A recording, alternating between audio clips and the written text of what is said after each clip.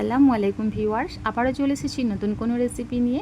হঠাৎ করে মিষ্টি কিছু খেতে ইচ্ছা করলে হাতের কাছে থাকা দুই একটা উপকরণ দিয়ে ঝটপট এই রেসিপিটা বানিয়ে দেখতে পারো। একদমই মুচমুচে খাস্তা আর রসালো, মুখে দিলেই মিলিয়ে যাবে। খেতে এতটা বেশি ভালো লাগে যে একটার পর একটা খেতেই ইচ্ছা করবে।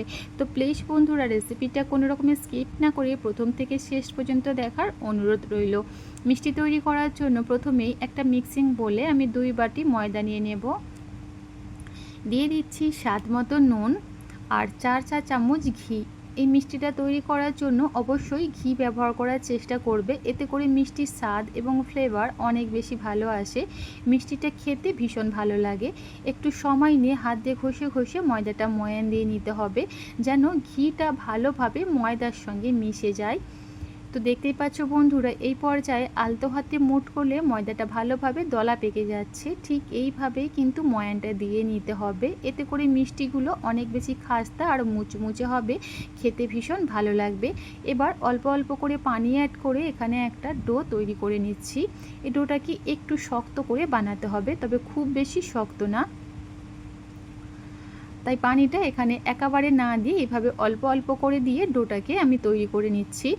সো দেখতেই পাচ্ছ বন্ধুরা, এই পর্যায়ে ডোটা খুব সুন্দরভাবে আমার তৈরি হয়ে গেছে, আর একটু শক্ত করেই কিন্তু আমি ডোটা তৈরি করে নিয়েছি। এবার ডোয়ের ওপরে সামান্য একটু তেল খুব ভালোভাবে হাত দিয়ে লাগিয়ে নিচ্ছি, এতে করে ডোয়ের ওপরের অংশটা ড্রাই হবে না। এবার ঢাকা দিয়ে ডোটাকে আমি 10 মিনিটের মতো রেস্টে রেখে দেব। ততক্ষণে চলো মিষ্টির জন্য চিনির শিরাটা তৈরি করে নিই। এদিকে চুলায় আবারও একটা প্যান বসিয়ে দিয়েছি, আর দিয়ে দেব ঠিক ওই বাটি মেপেই 1 বাটি চিনি আর হাফ বাটি পানি। এই মিষ্টির জন্য একটু ঘন করে চিনির শিরাটা তৈরি করে নিতে হবে। আর সুন্দর একটা ফ্লেভারের জন্য দিয়ে দিচ্ছি 2টা এলাচ। এলাচের মুখগুলো একটু ফাটিয়ে দিয়েছি, এতে করে ফ্লেভারটা খুব ভালোভাবে পাওয়া যাবে। সমস্ত কিছুকে খুব ভালোভাবে নেড়েচেড়ে একটু মিশিয়ে নিচ্ছি। তারপর চিনিটা ভালোভাবে মেল্ট হয়ে যাবার পর আমি শিরাটাকে 3 মিনিটের মতো ফুটিয়ে নিয়েছি।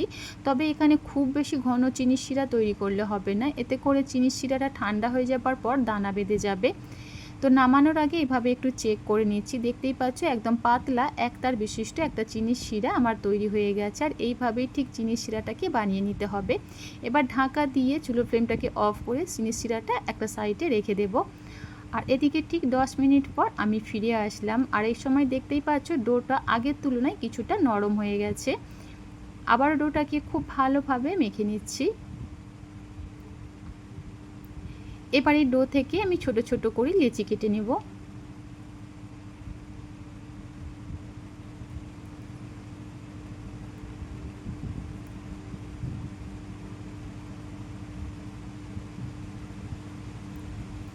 তো একইভাবে এখানে সমস্ত লেচিগুলোই আমি কেটে নিয়েছি। এবার এই লেচিটাকে একটা সাইডে রেখে দেব। আর এদিকে একটা বোলের মধ্যে আমি নিয়ে নিয়েছি 2 চা চামচ কর্নফ্লাওয়ার, আর তারই সাথে দিয়ে দেব 3 চা চামচ ঘি। খুব ভালোভাবে মিশিয়ে একটা মিশ্রণ তৈরি করে নিচ্ছি। একটু ঘন করে এই মিশ্রণটা তৈরি করে নিতে হবে। দেখতেই পাচ্ছ বন্ধুরা, ঠিক এইভাবে এই মিশ্রণটাকে আমি তৈরি করে নিয়েছি। এটাকে একটা সাইডে রেখে দেব। এবার একটা লেচি নিয়ে আমি রুটি বেলে নিচ্ছি, আর দিয়ে দেব সামান্য একটু কর্নফ্লাওয়ার, এতে করে রুটিটা বেলতে আমার সুবিধা হবে। তবে তোমরা চাইলে এই পর্যায়ে ময়দা ব্যবহার করতে পারো। যতটা সম্ভব রুটিটাকে একদম পাতলা করে বেলে নিতে হবে।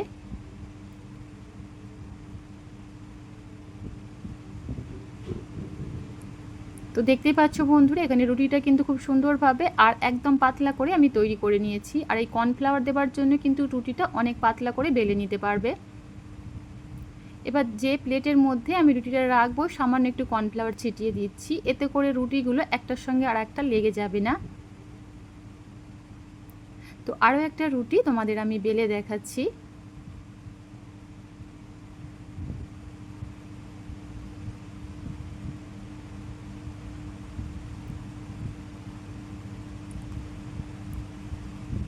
তো দেখতেই পাচ্ছ বন্ধুরা, এখানে আরও একটা রুটি আমি বেলে নিয়েছি, আর কিন্তু একদম পাতলা করে বেলবার চেষ্টা করবে।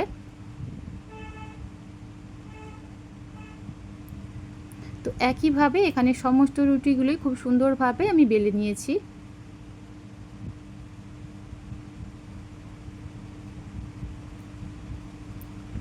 এবার এখান থেকে একটা রুটি নিয়ে আমি আগে থেকে কর্নফ্লাওয়ার আর ঘিয়ের মিশ্রণটা রুটির ওপরে চারিধারে লাগিয়ে নিচ্ছি। আর অবশ্যই কিন্তু এই মিশ্রণটা রুটির চারিধারে খুব ভালোভাবে লাগিয়ে নিতে হবে।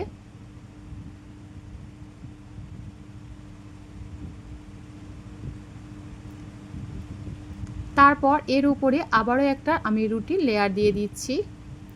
তো সেম প্রসেস ফলো করে প্রতিটা রুটির ওপরেই আমি কর্নফ্লাওয়ার আর ঘিয়ের মিশ্রণ দেব, আবারও একটা করে রুটি এর ওপরে রেখে দেব।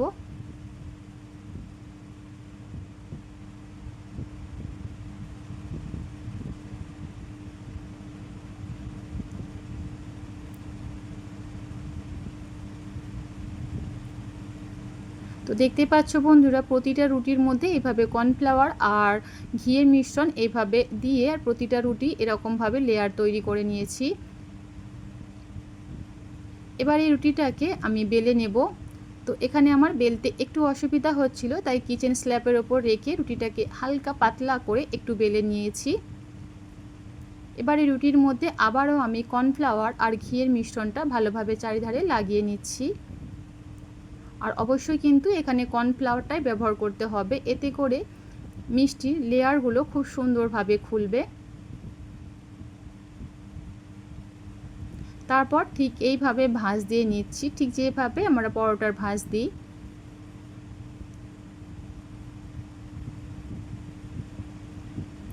তারপর ওপরে আবারও আমি কর্নফ্লাওয়ার আর ঘিয়ের মিশ্রণটা লাগিয়ে নিচ্ছি।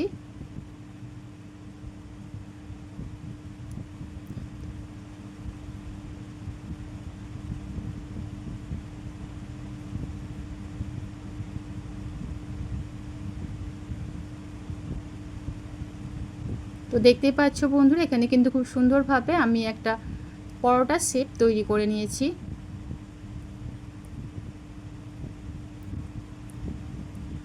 এটাকে আবারও আমি বেলে নেব। এভাবে আলতো হাতে প্রেস করে আমি রুটিটাকে আবারও বেলে নিচ্ছি, তবে খুব বেশি পাতলা করে আর বেলবো না, একটু মোটা রেখে রুটিটাকে বেলে নিতে হবে।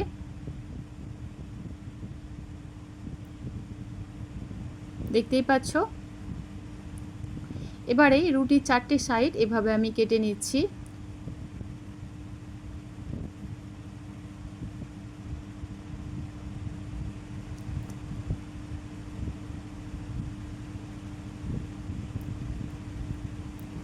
এবার এগুলোকে এভাবে লম্বা লম্বা করে একটু কেটে নিচ্ছি। তারপর এভাবে কেটে নিচ্ছি। তো দেখতেই পাচ্ছ বন্ধুরা, এখানে মিষ্টি তৈরি করার জন্য খুব সুন্দরভাবে আমি এটাকে তৈরি করে নিয়েছি। এবার এখান থেকে একটা মিষ্টি ডিজাইন আমি তোমাদের করে দেখাচ্ছি। তো আসলে আমি বলে বোঝাতে না পারলে প্লিজ বন্ধুরা একটু দেখে বুঝে নেবার চেষ্টা করো ঠিক কিভাবে আমি তৈরি করছি। আর অবশ্যই এভাবে হাত দিয়ে একটু চেপে সিল করে দিতে হবে, যাতে মিষ্টিগুলো তেলে ভাজার সময় না কোনোভাবেই খুলে যায়। তো একইভাবে বাকি মিষ্টিগুলোও আমি তৈরি করে নিচ্ছি। একটু দেখলেই বুঝতে পারবে বন্ধুরা ঠিক কিভাবে আমি বানিয়ে নিলাম।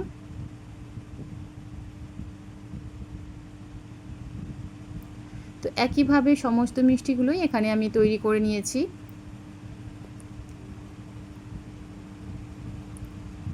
এবার এই মিষ্টিগুলো ভেজে নেবার জন্য চুলায় একটা প্যানের মধ্যে পর্যাপ্ত পরিমাণ তেল, এবার একটা একটা পিঠা হালকা গরম তেলের মধ্যে ছেড়ে দেব। খুব বেশি গরম তেলের মধ্যে পিঠাগুলো ভাজতে যাবে না, তাহলে পিঠাগুলো তেলে দেবার সাথে সাথেই কালার চলে আসবে, ভেতরে ভালোভাবে কুক হবে না।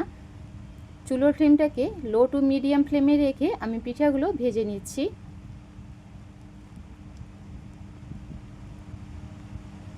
এবার একটা সাইড যখন হালকাভাবে ভাজা হয়ে যাবে, অপর সাইডটাও উল্টে দিচ্ছি। এভাবে উল্টে পাল্টে মিষ্টিগুলো ভেজে নিতে হবে। আর দেখতেই পাচ্ছ বন্ধুরা, এই পর্যায়ে মিষ্টিগুলো কতটা সুন্দরভাবে লেয়ার খুলেছে আর ফুলেও বেশ কিছুটা বড় হয়ে গেছে। তো এর থেকে বেশি আর আমি কালার করব না, একদম হালকা ভেজে আমি তুলে নিচ্ছি। এবার আমি মিষ্টিগুলো তেলটা ঝরিয়ে ভালোভাবে একটা প্লেটের মধ্যে উঠিয়ে নিচ্ছি।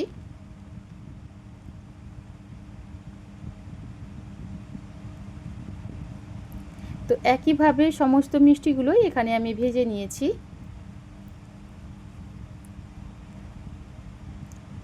এবারে গরম মিষ্টিগুলো চিনির শিরার মধ্যে দিয়ে দেব।